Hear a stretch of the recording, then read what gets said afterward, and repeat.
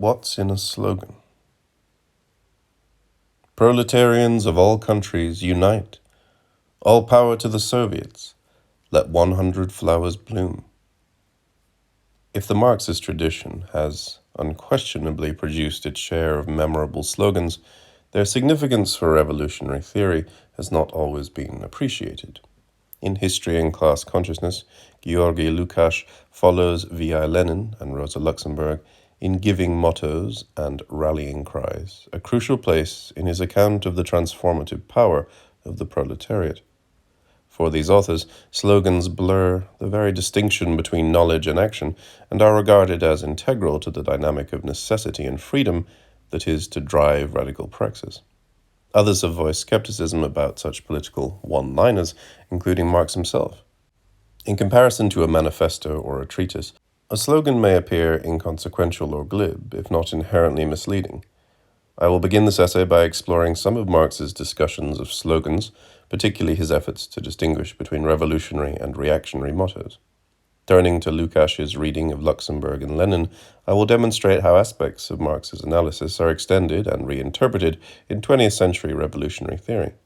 In a final section, I will argue that Lukács's broader reflections on Marx's understanding of language offer a new way of conceptualizing the radical potential of these pithy yet volatile statements. Whether formulated in the service of a political program or a commercial enterprise, a slogan aims to be both an object of fascination and an exhortation, even an imperative. Striving to be infectious, it must put its rhetorical dexterity on display. Unlike an aphorism or a maxim, however, a slogan lays no claim to being a nugget of wisdom, presenting itself not as an adage to be pondered or a puzzle to be solved, but as an incitement to action.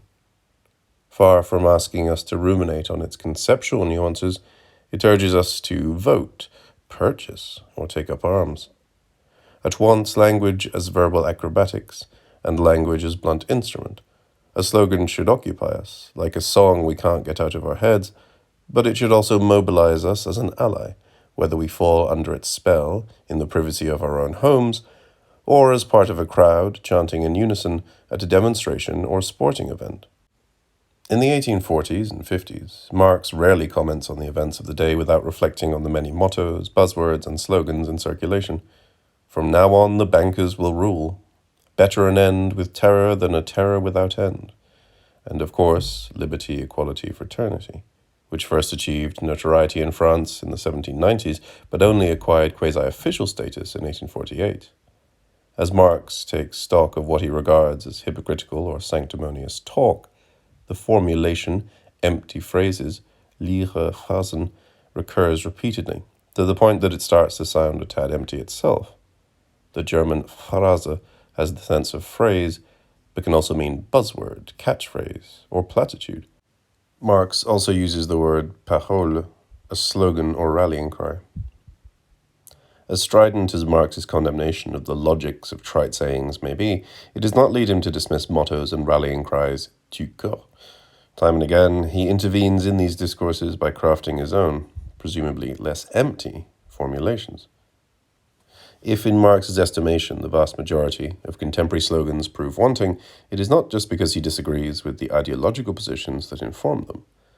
The provocation of such utterances lies not only in what they say, but in how they say it, and in what they may trigger in the process of being said.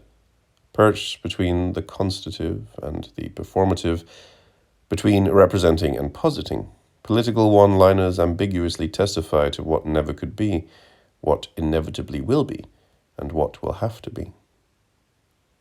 As speech acts, they either give voice to something that may have had no voice, or they create something that did not previously exist. At the very moment that we feel most confident in dismissing catchphrases as tools of mystification and deception, they may reveal themselves to be essential to shifting the line between the possible and the impossible, and hence essential to change itself. Does Marx offer us a way to distinguish between revolutionary slogans and their bourgeois or reactionary counterparts, between the bon mot of change and the bon mot of stasis or reform? A well-known passage in the 18th Brumaire seems to constitute his decisive pronouncement on the topic. The social revolution of the 19th century cannot draw its poetry, poésie, from the past, but only from the future. Earlier revolutions required recollections of past world history in order to anesthetize themselves to their own content. In order to arrive at its own content, the revolution of the 19th century must let the dead bury their dead. There the slogan went beyond the content. Here the content goes beyond the slogan. Marx maintains that past revolutionaries have mobilized the culture and battle cries, Schlachtparole, of previous political formations, borrowing from these historic discourses in order to glorify their struggles and deceive themselves about their own agendas. For the events of 1848, the most relevant example is naturally the adoption of imperial Roman mythopoetics by the revolutionaries who deposed the French monarchy at the end of the 18th century, although Marx also mentions Cromwell and his allies, who embraced Old Testament motifs and adages. In these two cases, however, the languages of the past were appropriated only on a short-term basis. In due course, the revolutionary movements fashioned new idioms of their own, no longer feeling a need to rely on the older phraseology. In contrast, 1848, the infamous farce, witnesses not another effort to use historical models as a springboard from which to engage with the spirit of revolution, but the resurrection of a past language with no indication that a new one will ever emerge to take its place. Eschewing the violence and sacrifice that changing the world requires, the would-be radicals of 1848 parody past reappropriations of the past, in the process obscuring the very distinction between phrase and content. If the revolutionaries of the 19th century are to answer Marx's call and not avail themselves of past political languages, they must fashion a discourse that is not defined by dynamics of citation in which parody and pastiche are always close at hand. Marx's own remarks do not suggest that this will be an easy thing to do. In the passage just quoted, Marx's disparagement of the language of catchphrases is eminently catchy, complete with a slick chiasmus and a memorable quote from the New Testament about letting the dead bury their dead, a line flashy enough that a number of his contemporaries, most notably Mikhail Bakunin, also made use of it. When Marx does make an effort to put content ahead of slogan, he proposes that 19th century revolutionaries must be relentlessly self-critical. Their poetry is to be a discourse of indefatigable introspection and self-refashioning. A slogan's place in such a project is not immediately obvious. Its exhortative, directive tone would presumably be out of step with a radically self-doubting posture. If anything, what Marx is describing sounds more like Hegel's speculative sentence, in which the substance of what is articulated is less the identity of a particular figure or relationship than a movement of interruptions, repetitions, and reversals, as an initial proposition is inexorably transformed into a statement or statements with which it is at odds. In showing that any sentence gives rise to inferences that contradict it, Hegelian thought ruthlessly exposes the constitutive incompleteness and instability of any individual instance of predication. Axioms, first principles, and foundational definitions all lose pride of place, because no solo utterance can lay claim to independent authority, becoming significant only insofar as it serves as the impetus for further statements with which it will not accord. From this perspective, investing in one-off catchphrases, maxims, or buzzwords looks ill-advised in the extreme. Marx's own slogans may turn out to be powerful precisely because they too are speculative formulations that call their own capacities into question. One of his best-known attempts at a rallying cry comes from the class struggles in France. "The revolution is dead. Long live the revolution." This is a rewriting of the Speech Act that traditionally heralded the transfer of sovereignty in the French monarchy. "The king is dead, long live the king." Initially, Marx's slogan may seem to be the farce to the earlier version's tragedy, an exercise in empty phraseology. Far from effecting a radical break with the languages of the past, it appears to be slavishly subservient to them. The original terms of the catchy phrase are dead. Long live the catchy phrase. Precisely what this catchphrase is about, however, is the relationship between iteration and transformation. The French monarchist's pronouncement aimed to express continuity as a coordination of particulars, one king is dead and a new one is ready to replace him. And the general. The system of royal succession is not reducible to any individual member of the line, nor is it finite. If it is dependent on the continued existence of an indefinite number of kings, it is indifferent to the fate of any one of them. Marx's rewriting of the slogan seems to do something similar, but the relationship between the two parts of his proclamation is uncertain. The revolution is dead, long live the revolution. In passing from the first half to the second, we do not witness an inversion or the coupling of the thesis and its negation, but rather a shift in mood from the indicative to the formulaic subjunctive. Although the two statements are balanced elegantly, such that the two instances of the revolution frame a life-death dichotomy, the sentences remain curiously independent of one another. Neither is the premise of the other. Neither can be inferred from the other. At the same time, the order in which the two sentences appear ensures that the second will be interpreted as a reaction to, or comment on, the first, perhaps even as a kind of boast in the face of the first, as if it read, "Nonetheless, long live the revolution." Alternatively, we could say that the second sentence insinuates that if we had had a sharper eye, we would have seen that the particular and the general were at work in the word revolution in the first sentence. That is, we would have realized that what was being said about the revolution being dead was not a general truth, or at least not the whole truth, and therefore we would have known that the first proposition would require further elaboration in a subsequent remark. Ultimately, the provocation of "the revolution is dead, long live the revolution" may lie in its simultaneous conjoining and disjoining of the indicative and subjunctive moods. The dash between the two sentences highlights the precarious non-relational relationship that obtains between the statement of fact and the expression of a wish or fantasy, between a discourse of reference and a discourse that does not acknowledge a distinction between the factual and the counterfactual, between a discourse bound to the ordering authority of past, present, and future, and a discourse utterly indifferent to such periodizing schema.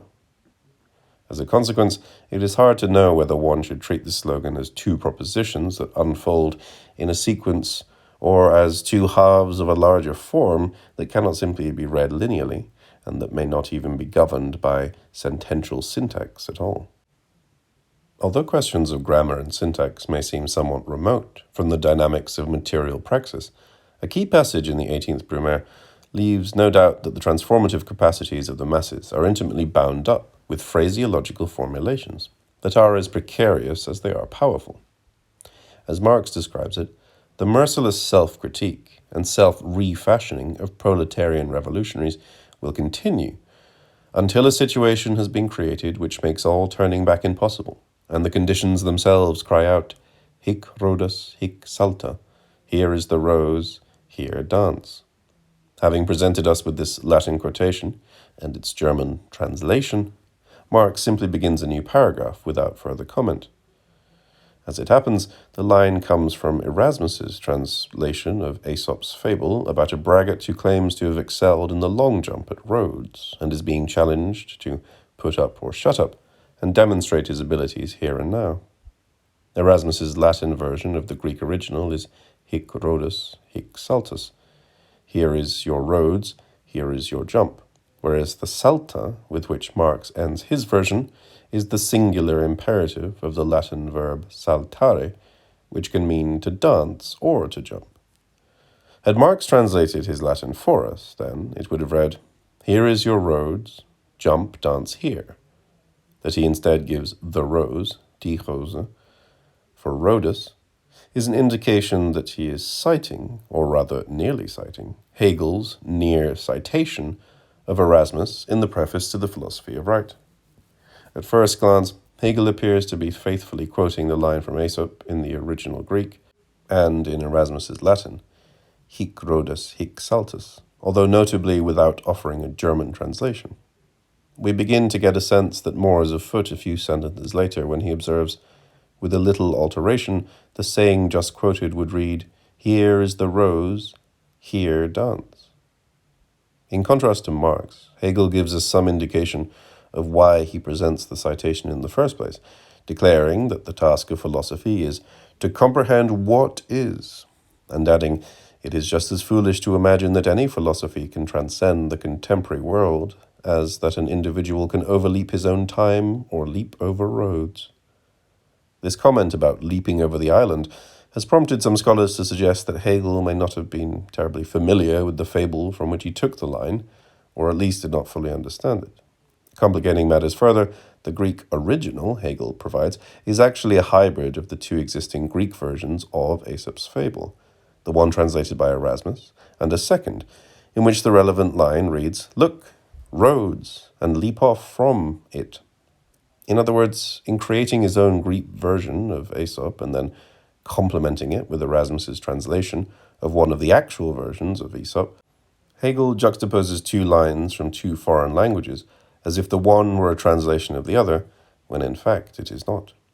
We are thus back to the conjunction of juncture and disjuncture that we encountered in "The Revolution is Dead, Long Live the Revolution."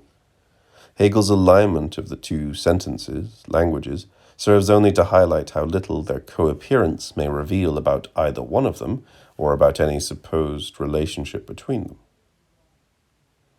By the time we get to Hegel's rewriting of the Latin line in German as "here is the rose, here dance," it is virtually impossible to determine what is motivating his individual emendations.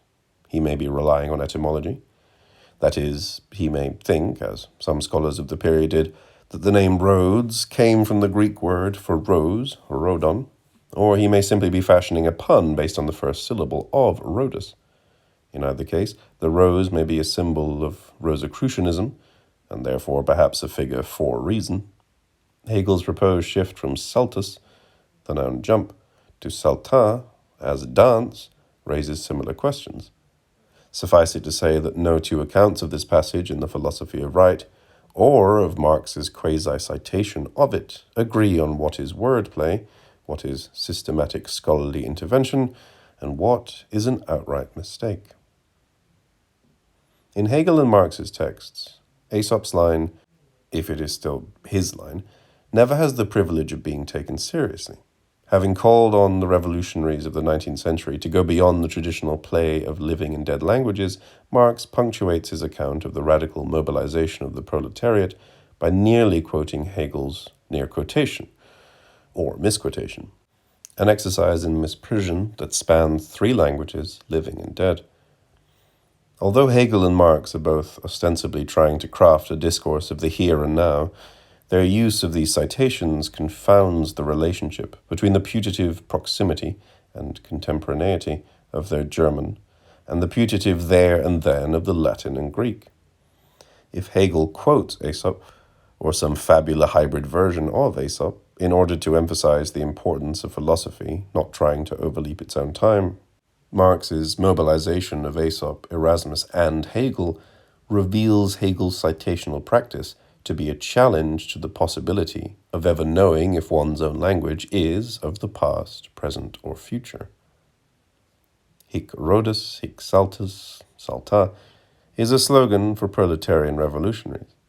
In proclaiming it, one follows Aesop's athlete and makes a daring leap, springing forth from one language without necessarily being able to return to it, or land safely in a new one, much less coordinate one's old language with a new one.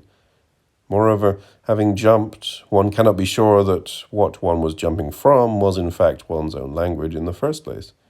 In this respect, hic Rhodus, hic saltus, salta, is what Marx in various texts terms a salto mortale. Such an instance of linguistic praxis becomes truly revolutionary by freeing itself of any claim to be of a particular language, old or new. Its power stems from the fact that it never becomes a model for any other linguistic act, even another slogan. In flight from its own status as paradigmatic or exemplary, Marx's formulation leaps, in pure speculation, exposing itself to possible ignominy or oblivion without any promise of a reward. As we will see, it is this capacity of a slogan to operate outside a bourgeois discourse of investment and return, or equivalence and exchange, that will intrigue Marx's inheritors. Bread, peace, and land, Dare to think, dare to act. No pasarán, pasaremos. Each of these rallying cries has a unique history and could be studied in its own right as a distinctive socio-political gesture. It is less certain whether the rich tradition of Marxist slogans is complemented by a comparably rich theoretical discourse about them. One place in which the subject does come to the fore is in Lukács's reading of Rosa Luxemburg in History and Class Consciousness. The significance of this 1923 book for 20th and 21st century cultural criticism cannot be overstated. Lukács's claim that proletarian consciousness can be a radically transformative force continues to serve as a benchmark for any model of material praxis. To observe that Lukács's detractors are as legion as his defenders is simply to acknowledge that anyone who has followed him in the Marxist tradition has had to take a position on his account of how reification structures all social dynamics. One of the distinctive things about History and Class Consciousness is that it offers multiple interpretive forays into various subjects, ostensibly allowing the reader to see changes in Lukács's thinking over a relatively short period of time. Prominent in this regard is the contrast between the first chapter on Luxemburg, an almost entirely laudatory discussion written in 1921, and a second chapter on her work, written a year later, in which Lukács, evidently following Lenin's lead, appears to part ways with her on several critical issues. Although Luxemburg only occasionally mentions slogans explicitly, they make an appearance in one of the best-known passages from The Mass Strike, where she is describing the same decisive mobilization of revolutionary forces that concerned Marx in the passage from the 18th Brumaire we just considered. As Lukács characterizes it, this is the point at which the masses will spontaneously and instinctively press forward with all their energies towards the party and towards their own class consciousness. Here, writes Luxemburg, the most important task of the group that is assuming a provisional leadership role will be to give the slogan, parole, the direction to the struggle, to establish the tactics of the political struggle such that in every phase and at every moment, the entire sum of the available power of the proletariat will find expression in the fighting posture of the party. While Luxemburg's reference to the slogan, die Parole, is so fleeting that the English translation renders it as to give the cure for, Lukács makes the term central to his explanation of how the unity of theory and practice will affect a transformation of the economic necessity of the struggle for liberation into freedom. In his account of Luxemburg's argument, knowledge becomes action, theory becomes slogan, parole. The masses act in accordance with the slogans and join the ranks of the organized vanguard more consciously, more steadfastly, and in greater numbers. Far from simply offering direction as a preparatory step toward the establishment of the tactics of the struggle, the correct slogans, Lukács argues, give rise organically to the premises and possibilities of even the technical organization of the fighting proletariat. Throughout History and Class Consciousness, Lukács never gives up on this idea. Much later in the book, he identifies the Russian Revolution of 1917 as an empirical example of a crucial moment when the slogans of peace, self-determination, and the radical solution to the agrarian problem welded together an army that could be deployed for revolution while completely disorganizing the whole power apparatus of counter-revolution and rendering it impotent. Nonetheless, having declared the slogan to be central to the revolutionary interplay of spontaneity and organization, Lukács immediately betrays some ambivalence about what he has termed its organic authority. The party, he maintains, is the historical embodiment and the active incarnation of class consciousness, the incarnation of the ethics of the fighting proletariat. But its politics may not always accord with the empirical reality of the moment. At such times, its slogans may be ignored. Although Lukács stresses that such discord will only be temporary, the qualification clearly compromises the status of the slogan as a decisive feature of proletarian struggle. No longer simply shaping reality, slogans must now partly be measured by their fidelity to a world they do not determine. As their meaning is no longer self-evident, they have to be treated as texts to be read and interpreted. In his second chapter on Luxemburg, Lukács will follow Lenin in charging that she overestimates the organic character of the course of history, and the spontaneous, element forces of the revolution. In this first consideration of her work, however, he has already reproached himself for making the same mistake. To be sure, Lukács is nothing if not inconsistent on this point. Later in the book, he pushes back against those who would doubt the self-evidence of slogans, as he himself has done. He insists that the fear that the party might sacrifice its communist character because of too close a familiarity with the seemingly reformist slogans of the day bespeaks insufficient trust in correct theory, adding that when slogans are seen from a true revolutionary point of view, the final goal of proletarian struggle is present dialectically in every slogan from the day. On this account, the rallying cries in circulation cannot be essentially off-message, and they cannot help but drive the forces of the proletarian struggle. Every slogan leads to deeds in which the individual members risk their whole physical and moral existence. Lukács's discussion of Luxemburg touches on some of the key concerns of a short pamphlet that Lenin wrote in July 1917 entitled On Slogans.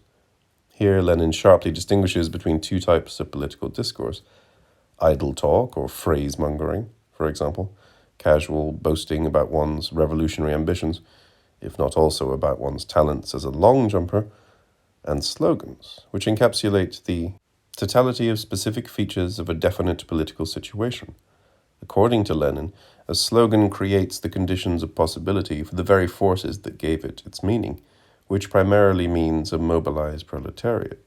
Despite his well-known efforts to distinguish himself from Luxemburg's positions on spontaneity and party organization, it would appear that he accords slogans as formative a role in revolutionary praxis as she does.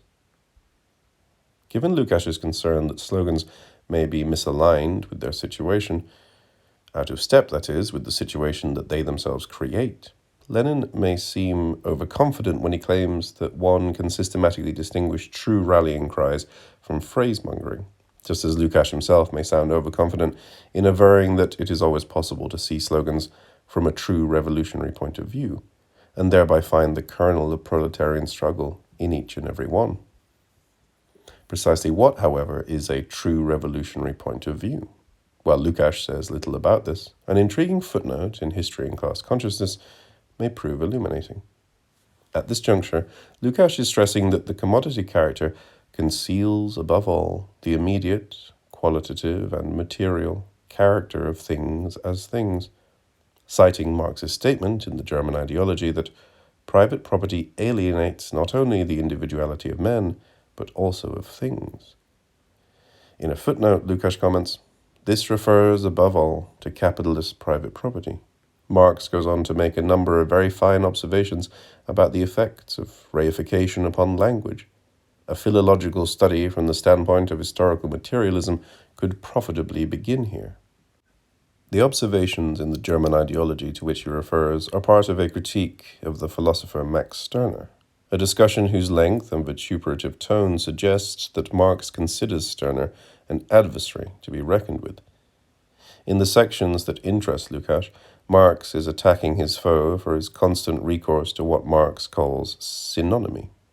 This is Stirner's tendency to ground relationships between different concepts or epistemic registers in connections between verbal elements. In this context, finding connections means a range of different things, including highlighting etymological links between words, identifying the multiple meanings of a single word, or taking the similarities between the sounds of words as evidence of a more fundamental rapport between them. As one might anticipate from an author most famous for a book known in English as The Ego and His Own, one of Stirner's major affronts in Marx's eyes is that he sees the communist ambition to abolish private property as nonsensical, since it will prove impossible to dispel the abstract sense of something belonging to someone. Stirner argues that to truly do away with Eigentum, property, possession, it would be necessary to abandon the very notion of anything, a thought, an ailment, being eigen, one's own. The concept of a trait or attribute, that is, a property, in German Eigenschaft, might have to be banished as well, at which point identity of any kind would effectively cease to exist. In the same vein, Stirner argues that it is impossible to do away with the notion of mein, my, because people will always have Meinungen, opinions, ihre eigenen Meinungen, their own opinions. In a cheeky moment, Marx responds that by Stirner's reasoning, doing away with Wechsel, bills of exchange, would mean doing away with change, Wechsel, as such. Marx does not think that the relationships between words and ideas that Stirner claims to elucidate are simply a product of coincidence or of an overly active imagination. Such connections are easy to make, because in the language of the bourgeois, whether German, French, or English, the relations of buying and selling have been made the basis of all others. This is what Lukács refers to as the reification of language, and in Marx's eyes, it renders Stirner's demonstrations trivial. To the extent that the same terms are used to describe commercial relations, the features of individuals, and the relationships between individuals, a bourgeois thinker like Stirner has little trouble recasting any critique of social dynamics as an attack on selfhood. Stirner treats everything actual, wirklich, as an abstract concept, and he reduces conceptual dynamics to resemblances between words. In response, Marx does not seek to reassert rigid distinctions between the abstract and the actual, or between the language of thought and the language of everyday life. The goal of the revolutionary is rather to fashion a poetry of the future in which such dichotomies could never emerge. This would be a language free of the reification endemic to the discourses of Marx's day, as well as of Lukács's day, and presumably our own. With Hic Rhodus, Hic Salta, we saw a slogan striving to escape the clutches of phraseology.